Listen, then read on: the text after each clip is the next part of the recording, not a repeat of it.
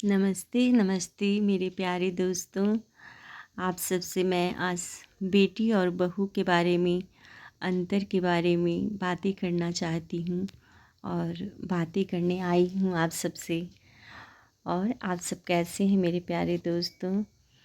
कभी कभी मैं सोचती हूँ ना कि इस समाज में जब लड़की बेटी होती है तो उसके हर छोटे कदम पर गर्व किया जाता है, लेकिन वही लड़की जब बहू बनती है, बनकर जाती है, तो उसके हर कदम पर सवाल खड़े कर दिए जाते हैं।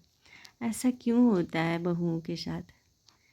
क्यों बेटी की हंसी घर की रौनक मानी जाती है और बहू की हंसी कभी कभी बेशर्मी और समझ ली जाती है? ऐसा क्यों होता है बहुओं के साथ?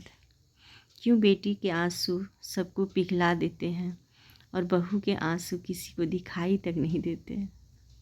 कहा जाता है ना कि बेटी तो लक्ष्मी होती है, पर बहू भी तो किसी और घर की लक्ष्मी होती है ना।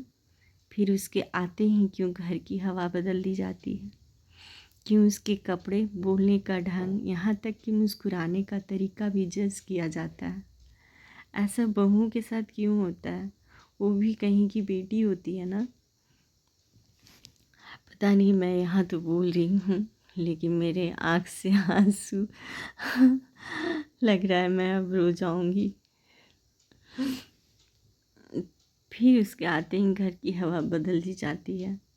क्यों उसके कपड़े पर, बोलने का ढंग, यहाँ तक कि मुस्कुराने का तरीका भी जज किया जाता है?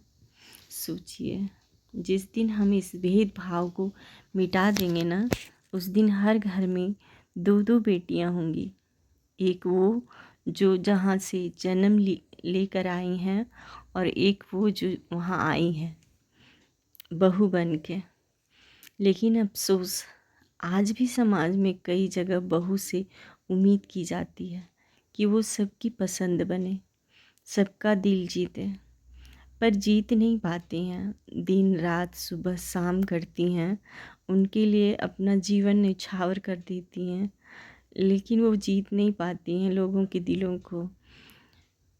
हर संभव प्रयास करती हैं, पर यह कोई नहीं सोचता कि क्या उसका दिल भी कोई जीतने की कोशिश करता है।